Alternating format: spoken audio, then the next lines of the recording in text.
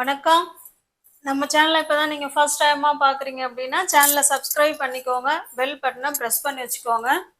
நம்ம இன்னைக்கு சில ப்ரொபோசிஷன் வார்த்தைகள்லாம் நம்ம இன்னைக்கு இந்த வீடியோவில் பார்க்கலாம். இன் விஎஸ் இன்டு. இன்னுனாலும் உள்ளே, இன்டுனாலும் உள்ளே தான். எந்த சுச்சுவேஷனில் இன் பயன்படுத்துறது, எந்த சுச்சுவேஷன்ல இன்டு பயன்படுத்துறதுங்கிறத நம்ம பார்க்க போறோம். இப்ப இன் இன்டு ரெண்டுமே என்னங்க அர்த்தம்? உள்ளே அப்படின்னு தான் அர்த்தம். ஓகேவா?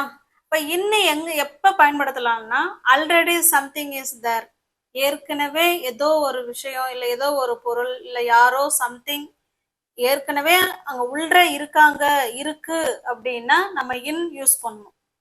ஓகேவா? சென்டென்ஸ்ல பார்க்கும்போது உங்களுக்கு புரிய வரும். இன்டுங்கிறது மூமெண்ட் இருக்கும். நம்ம சொல்லும் போதுதான் movement from inside to out சைடோ இல்லை movement from outside to inside ஏதோ ஒரு மூமெண்ட் உள்ள இருந்து வெளியவோ இல்லை வெளியே இருந்து உள்ளவோ ஒரு மூமெண்ட் இருந்ததுன்னா இன்டு சொல்லணும். அங்க மூமெண்ட் இருக்காது, அவங்க ஆல்ரெடி சம்திங் இஸ் தேர் நம்ம சொல்ற இடத்துல அவங்க அங்க இருப்பாங்க, அப்ப இன் சொல்லணும். ஓகேவா? அப்ப இன்னுக்கும் இன்டுக்கும் இதுதான் டிஃபரன்ஸ். நம்ம சென்டென்ஸ் பார்க்கும்போது உங்களுக்கு புரிய வரும். Okay, got it. இப்ப நான் உங்களுக்கு ஒரு சென்டென்ஸ் எழுதுறேன் பாருங்களேன். அவரு ரூம்ல இருக்காருன்னு சொல்றோம். அவரு ரூம்ல இருக்கிறாரு, அப்ப he is in the room. he is in the room அப்படின்னா என்ன அர்த்தம்? நம்ம சொல்ற இப்ப நம்ம ஃப்ரெண்டு நம்ம கேட்பாங்க எங்க அவரு அப்படின்னு கேட்கும்போது நம்ம சொல்ற நிமிஷம் அவர் எங்க தான் இருக்காரு, அந்த ரூம்குள்ள ஏற்கனவே இங்கதான் இருக்கிறாரு. ஓகேவா? உள்ளதான் இருக்கிறாரு. நம்ம சொல்லும் போது அவர் எங்க இருக்காரு, உள்ளதான் இருக்காரு, அதனால இன் சொல்றோம். ஓகேவா? he is in the room, அவரு ரூம்ல தான் இருக்கிறாரு. ஓகேவா? நெக்ஸ்ட் பார்க்கலாம். இப்ப இதையே he is sitting, he is sitting in the hall, அவர் ஹால்ல உட்கார்ந்துட்டு இருக்காரு. இப்ப நம்ம சொல்ற நிமிஷம் அவரு ஏற்கனவே அவர் அங்கதான் இருக்கிறாரு, அப்ப அதனாலதான் நம்ம இன் சொல்றோம். Okay, got it. இப்ப இன்டுக்கு உங்களுக்கு ஒரு சென்டென்ஸ் சொல்லும் போது புரியும். இன் அப்படின்னா ஆல்ரெடி சம்திங் இஸ் தேர், ஏற்கனவே ஒண்ணு அங்க உள்ள இருக்கும் பொழுது நம்ம இன் யூஸ் பண்ணுவோம். ஓகே, இப்ப இன்னொரு சென்டென்ஸ் பார்க்கலாம். இப்ப பாருங்க, திரும்பவும் நம்ம ரீகால் பண்ணிக்கலாம்.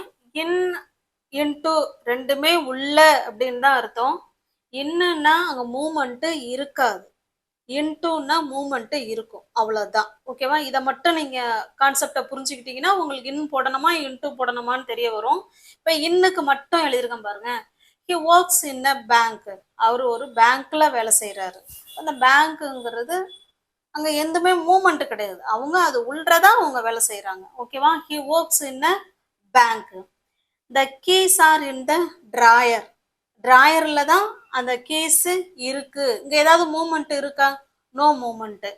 தே are in the playground, அவங்க எல்லாம் பிளே கிரவுண்ட்ல இருக்காங்க அப்படின்னு சொல்றோம். ஓகே, இதுல ஏதாவது மூமெண்ட் இருக்குங்களா பாருங்களேன்? இல்ல, ஏன்னா நம்ம சொல்லும் பொழுது எல்லாமே அவங்க அங்கதான் ஆல்ரெடி சம்திங் இஸ் தேர், அவங்க அங்கதான் அங்க இருக்காங்க.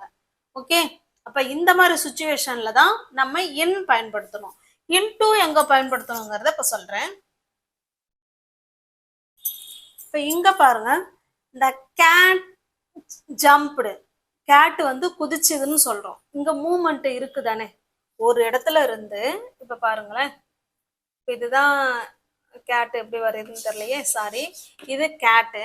கேட்டு ஒரு இடத்துல இருந்து இன்னொரு இடத்துக்கு என்ன செய்யுதுங்க, ஜம்ப் பண்ணுது. அப்போ ஒரு இடத்துல இருந்து இன்னொரு இடத்துக்கு போகிறது மூமெண்ட் தானே.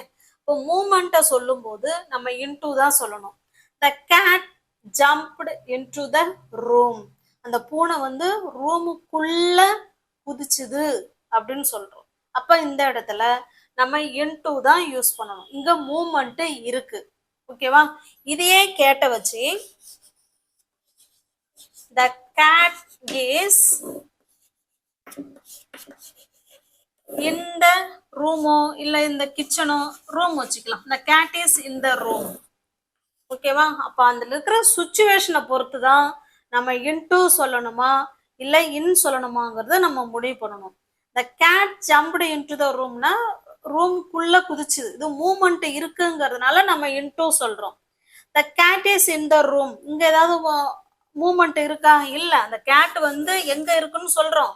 ரூமுக்குள்ள இருக்குன்னு சொல்றோம். ஓகே, அதான் இன்னு. இப்ப இன்டுக்கும் இன்னுக்கும் வித்தியாசம் புரிஞ்சிருக்கும்னு நினைக்கிறேன். ரெண்டுமே உள்ளே அப்படிங்கிற அர்த்தம் தான். அப்ப இன்னுன்னா ஏற்கனவே அங்க இருந்தது அப்படின்னா அது இன்னு. இன்டு அப்படின்னா மூமெண்ட் இருந்தா into. Okay, got it. Shall we go to the next proposition? இப்ப நெக்ஸ்ட் பாருங்க, over vs above. Over above ரெண்டுமே மேல அப்படின்னு தான் சொல்லுவோம். ஓவர்னாலும் மேல, அபவ்னாலும் மேலன்னு தான் சொல்லுவோம். இப்போ ஓவருக்கு பார்த்தீங்கன்னா மூவிங். இப்போ எப்படி நம்ம இன்டுக்கு மூவிங் இருக்கும், இன்னுக்கு மூவிங் இருக்காதுன்னு சொன்னோம் இல்லைங்களா? அதே மாதிரி தான் ஓவருக்கு மூவிங் இருக்கும். ஒரு இடத்துல இருந்து இன்னொரு இடத்துக்கு மூவிங் இருக்கும், ஆனா டச்சிங் இருக்காது. No touch. ஓகே, அந்த மூவ் பண்ற ஆப்ஜெக்ட் எந்த வகையிலும் எது கூடயும் டச் ஆகாது. அப்படி இருக்கும்போது, அதாவது மூவிங்ல இருக்கணும், எதோடையும் டச் ஆகக்கூடாது. அப்படின்னா அது ஓவர். அபவ் அப்படின்னாலும் மேலே அப்படின்னு தான் அர்த்தம். ஆனா இங்க டச்ல இருக்கும், ஆனா இங்க மூவ்மெண்ட் இருக்காது. ஓகே, காட்டி.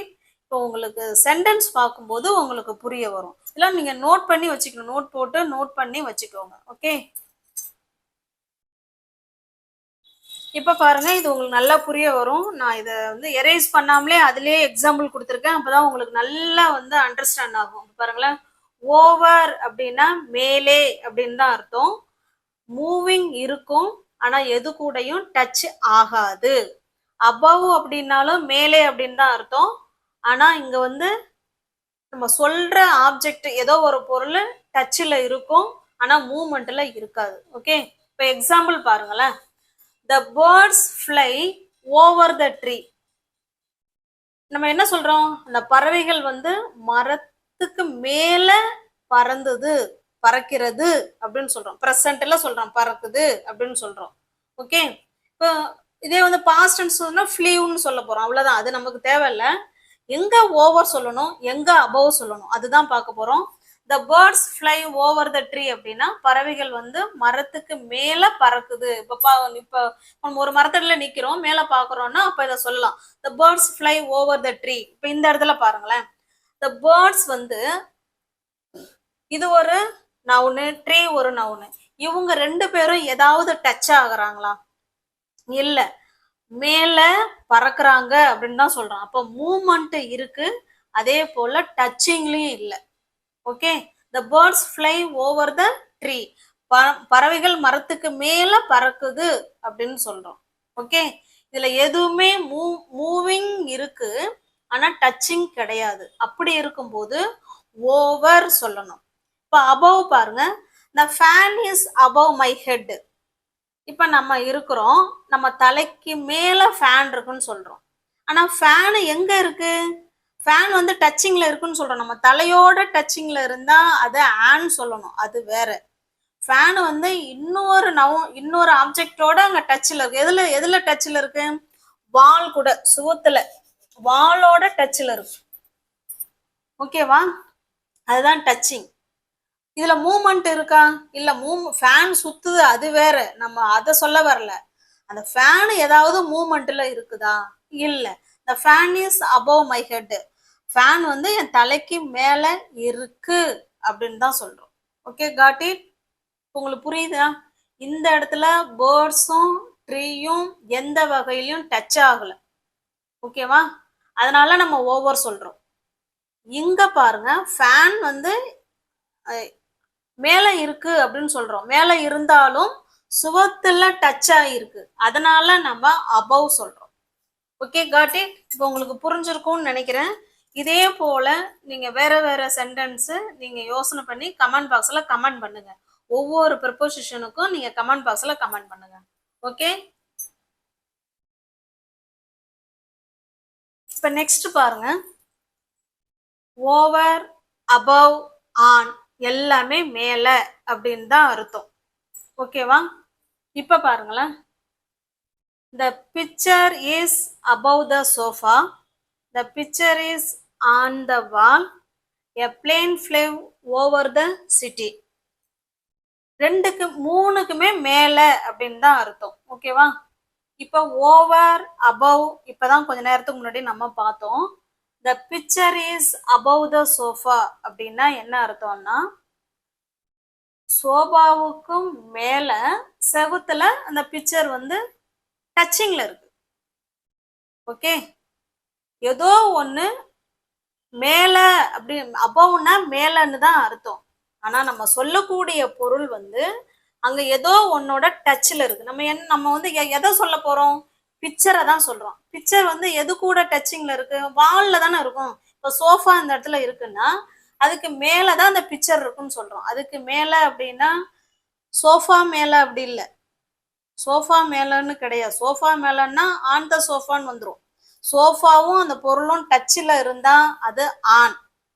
ஆனா இந்த இடத்துல சோஃபா, இப்ப இதுதான் சோஃபா அப்படின்னா பாருங்களேன், இதுதான் சோஃபா அப்படின்னா சோஃபாவுக்கு மேல அந்த வால்ல படம் தொங்குது இருக்கு அப்படின்னு சொல்றோம். இப்ப இந்த சோஃபாவும் இந்த பிக்சரும் டச்சிங்ல இருக்கா? நோ. ஓகே, புரியுதுங்களா? இப்ப இவங்க ரெண்டு பேரும் டச்சிங்ல கிடையாது. ஆனா இவங்க எங்க டச்சிங்ல இருக்காங்க? வால்ல டச்சிங்ல இருக்காங்க. அது வேற. நம்ம சொல்லக்கூடிய ரெண்டு பொருளும் டச்சிங் கிடையாது. அப்படி இருக்கும்போது தான் நம்ம அபவ் யூஸ் பண்ணணும். the picture is above the sofa. Okay, இப்ப இதே சென்டென்ஸ பிக்சர் வந்து சோபா மேல இருக்கு அப்படின்னா picture is on the sofa இப்படி சொல்லிடலாம். இப்ப இது என்ன விளக்கம் அப்படின்னா, இப்ப இதுதான் சோஃபா அப்படின்னா சோஃபா மேலேயே இந்த பிக்சர் இருக்கு. ஓகேவா? இது ரெண்டும் டச்சிங்ல இருக்கு பாருங்க. அப்ப நம்ம சொல்லக்கூடிய திங்ஸ் வந்து டச்சிங்ல இருக்கு அப்படின்னா ஆன் சொல்லுங்க, டச்சிங்ல இல்ல அப்படின்னா அபவ் சொல்லுங்க. ஓகே, காட்டி. the picture is above the sofa, the picture is on the sofa. நம்ம சொல்ற கான்டெக்ஸ்ட பொறுத்து தான் அபவ் வருமா இல்ல ஆன் வருமா அப்படிங்கறத நம்ம முடிவு பண்ணிக்கணும். அடுத்ததா பாருங்க, ஓவர். ஓவர்னா நமக்கு நல்லாவே தெரியும், இது எதுவுமே டச்சிங்ல இருக்காது. ஒரு இடத்துல இருந்து இன்னொரு இடத்துக்கு மூவ்மெண்ட் இருக்கும், அவ்வளவுதான். a plane flew over the city. அந்த சிட்டிக்கு மேல ஏரோப்ளேன் வந்து பறந்தது அப்படின்னு சொல்றோம். Okay, got it? இப்போ உங்களுக்கு புரிய வருதுங்களா? ஆன் அப்படின்னா நம்ம சொல்ற பிக்சரும் சோஃபாவும் ஒண்ணு மேல ஒண்ணு டச்சிங்ல இருக்கும். ஒன்னோட ஒண்ணு டச்சிங்ல இருந்தா அது ஆன். இந்த பிக்சரோ சோஃபாவோ ஏதோ ஒண்ணு வேற ஒன்னோட டச்சிங்ல இருக்கும். இந்த பிக்சர் வந்து எதுல வந்து டச்சிங்ல இருக்கு? வால் கூட டச்சிங்ல இருக்கு. அப்ப அந்த இடத்துல அபவ் சொல்றோம். சோஃபாவுக்கு மேல அந்த பிக்சர் இருக்கு அப்படின்னா என்ன அர்த்தம்? வால்ல சுவர் இருக்கு, வால்ல இருக்கு அப்படின்னு அர்த்தம். இப்படி சொன்னாங்கன்னா அந்த சோஃபா மேலேயே இருக்கு அந்த பிக்சரு அப்படின்னு அர்த்தம். Okay, got it? உங்களுக்கு புரிஞ்சிருக்கும்னு நினைக்கிறேன். நெக்ஸ்ட், இப்ப நெக்ஸ்ட் செட் ஆஃப் பாருங்க, ஆன் விஎஸ் அப்பான். ஆன்னா மேல, மீது அப்படின்னு தான் அர்த்தம். அது போல அப்பான்னாலும் மேல, மீது அப்படின்னு தான் அர்த்தம். இது ரெண்டுக்கும் எந்த சுச்சுவேஷன்ல பயன்படுத்தலாம், எப்படி பயன்படுத்தலாம்னு பாருங்க. the book is on the table. இப்பதான் கொஞ்ச நேரத்துக்கு முன்னாடி பார்த்தோம். ஆன்னா நம்ம சொல்ற ரெண்டு பொருள், எந்த ரெண்டு பொருளை சொல்றோம்? புக்கை சொல்றோம், டேபிள் சொல்றோம். இது ரெண்டுமே டச்சிங்ல இருந்தா நம்ம ஆன் தான் சொல்லணும். அதனாலதான் இந்த இடத்துல நம்ம ஆன் சொல்லியிருக்கோம்.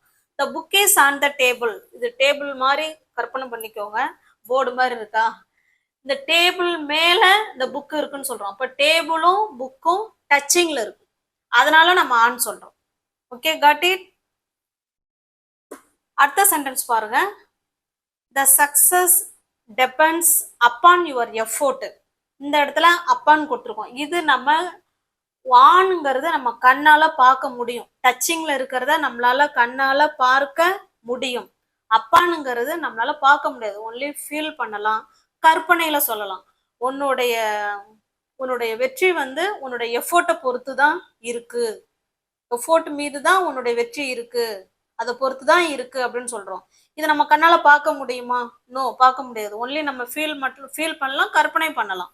அப்பதான் நம்ம அப்பான்னு சொல்றோம். Okay, the success depends upon your effort. Okay, got it. இப்போ ஆன்னா ரெண்டு பொருளும் டச்சிங்ல இருக்கும். அதோட நம்ம கண்ணால பார்க்க முடியும். இது வந்து நம்ம கண்ணால பார்க்க முடியாது. ஒன்லி ஃபீல் மட்டும் பண்ணலாம், இமேஜின் பண்ணி பார்க்கலாம். ஓகே, அப்பான்ங்கிறது. இப்போ உங்களுக்கான எக்ஸசைஸ் எந்த அளவுக்கு புரிஞ்சிருக்கீங்க அப்படிங்கிறத நம்ம பார்க்கலாம்.